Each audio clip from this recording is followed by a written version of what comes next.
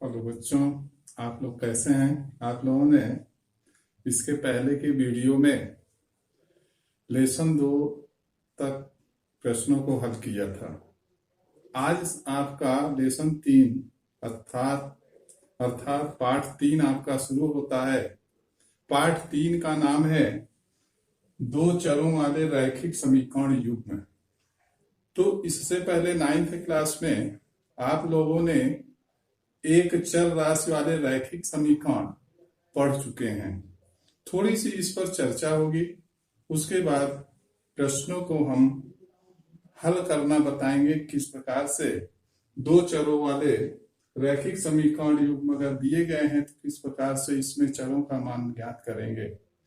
तो यहाँ पर देखें, हम एक चर राशि में जो हमारा बहुपद होता है वो हमारा एक चर राशि में बहुपद ए एक्स प्लस बी प्रकार का होता है।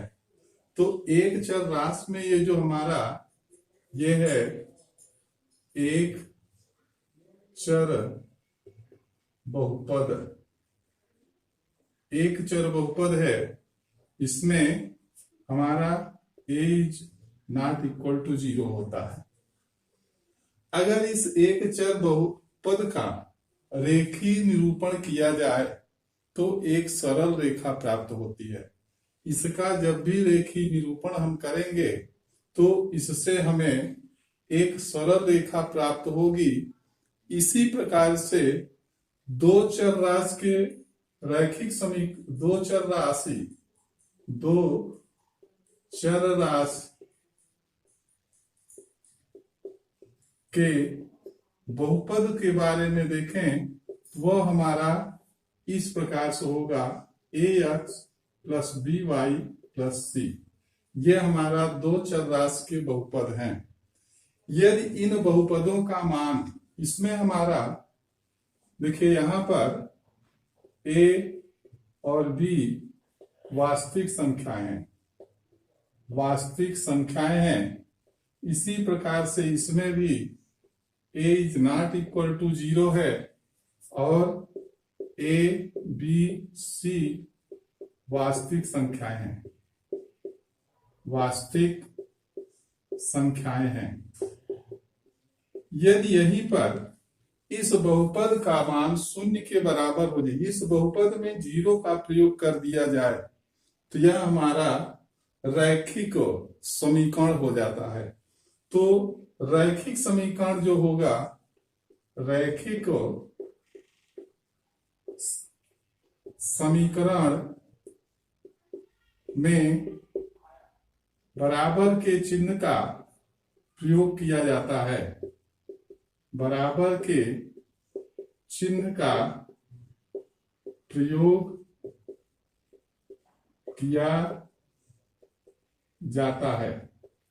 तो यहां पर अगर हम देखेंगे, अगर हमें दो चर राशि के बहुपद को समीकरण में बदलना है तो इसे हम इस प्रकार से लिखेंगे, दो चरों वाले रैखिक जो समीकरण होगा हमारा इस प्रकार होगा, A X plus B Y plus C equal to 0।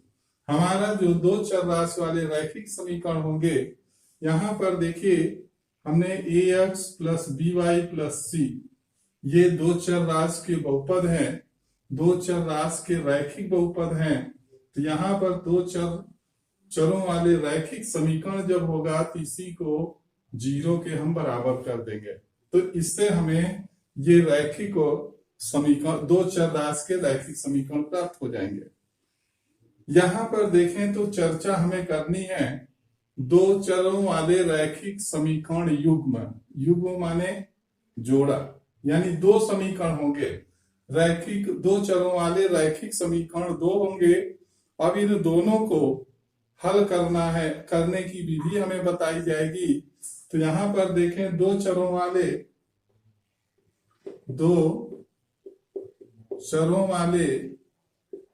रैखिक समीकरण युग्म का व्यापक रूप क्या होगा। इसका व्यापक रूप जो होगा वह होगा a1x plus b1y plus c1 equal to 0 और a2x plus b2y plus c2 is equal to 0। ये हमारा दो चरों वाले रैखिक समीकरण युग्म का व्यापक रूप है, जहां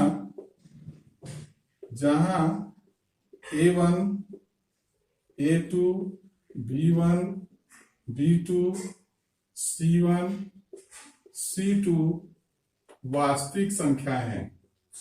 कैसी संख्याएं हैं? ये सब वास्तविक संख्याएं हैं।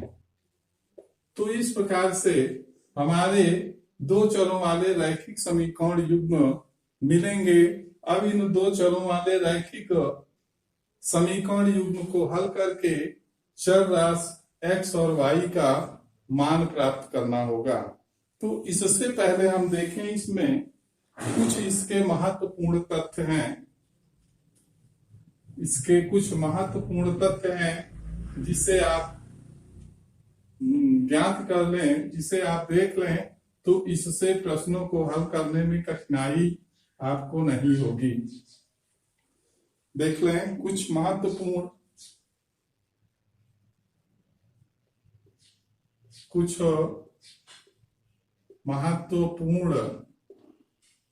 सूत्र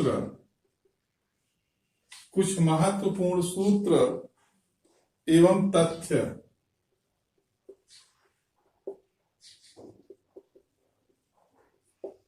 पहला है, यदि दो चरों वाले रैखिक समीकरण में दिया गया है, यदि a1 upon a2 is not equal to b1 upon b2,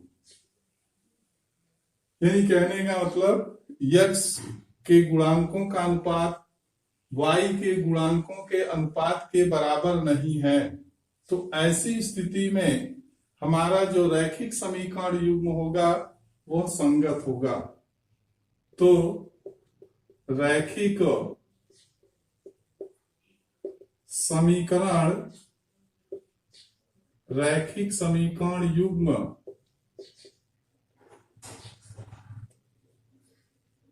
संगत होगा और इसका जो हल होगा, इसका हल जो होगा एक होगा और हल अद्वितीय होगा। हल इसका अद्वितीय होगा, यानी केवल आपका एक हल होगा। ऐसी स्थिति में यदि इनका ग्राफी निरूपण किया जाए तथा ग्राफीय निरूपण करने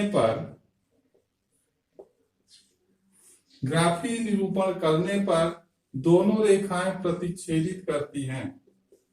दोनों सरल रेखाएं प्रतिच्छेद करती हैं। तो इसकी ये विशेषता होगी कि यदि a1 upon a2 is not equal to b1 upon b2 तो रैखिक समीकरण युग्म संगत होगा और हल अद्वितीय होगा तथा ग्राफी निरूपण करने पर दोनों सरल रेखाएं एक दूसरे को प्रतिच्छेद करती हैं। सेकेंड कंडीशन इसमें, यदि a1 अपान a2, यहां पर देखें, यदि a1 upon a2 equal to b1 upon b2 बराबर c1 अपान c2, यदि ऐसा है a1 अपान a2 बराबर b1 अपान b2 बराबर c1 अपान c2 है, तो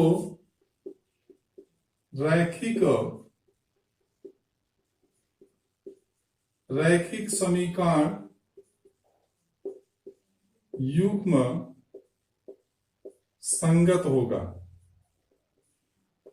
रैखिक समीकरण युग्म संगत होगा और अनेक हल होंगे, अनेक हल होंगे तथा ग्राफी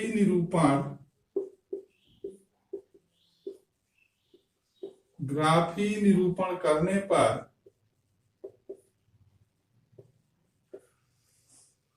रेखाएं संपाती होंगी। रेखाएं संपाती होंगी अर्थात एक ही रेखा होगी। यानी संपाती का अर्थ है कि पहले समीकरण की जो रेखा जो होगी वही दूसरे समीकरण की भी होगी। थर्ड में अगर थर्ड देखा जाए, थर्ड कंडीशन में यदि a1 upon a2 equal to b1 upon b2 is not equal to c1 upon c2, यदि ऐसा है तो रैखिक समीकरण युग्म रैखिक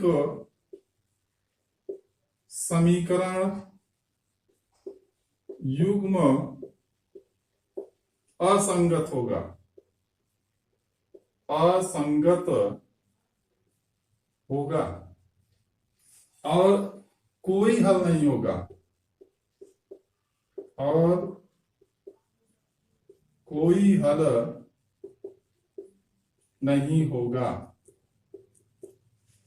तथा ग्राफी निरूपण करने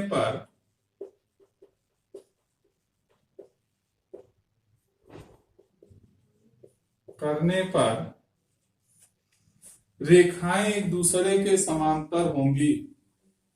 ग्राफी निरूपण अगर किया जाए तो जो रेखाएं होंगी वह एक दूसरे के समांतर होंगी। करने पर रेखाएं समांतर होंगी। रेखाएं जो होंगी ये समांतर होंगी। अर्थात यहाँ पर तीनों कंडीशन में बताया गया, तीसरी कंडीशन जो है, तीसरी कंडीशन में आपका कोई भी हल नहीं होगा। अगर इस तरह का कोई भी रैखिक समीकरण दिया गया है तो उसे हम हल नहीं कर सकते हैं, क्योंकि इनसे जो रेखाएं खींची जाएंगी वे एक दूसरे के समांतर होंगी, अर्थात प्रतिच्छेद ही नहीं करेंगी, इसलिए इसका हल नहीं होगा। यहां पर देखें, दो चरों के रैखिक समीकरण के हल करने की 4 विधियां हैं। दो चरों वाले रैखिक समीकरण के हल करने की 4 विधियां हैं।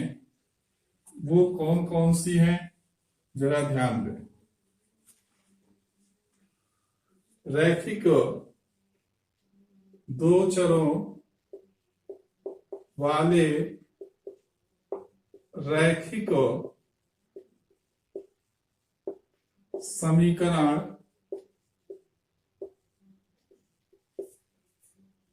को हल करने की विधि। पहली विधि आपकी है आलेखी निरूपण विधि। पहली जो विधि है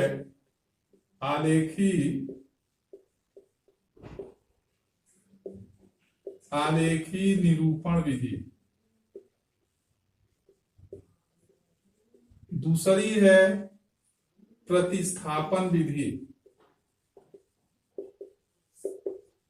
प्रतिस्थापन विधि। और तीसरी है विलोपन विधि। तीसरी है विलोपन विधि। और चौथी है वज्र गुणन विधि।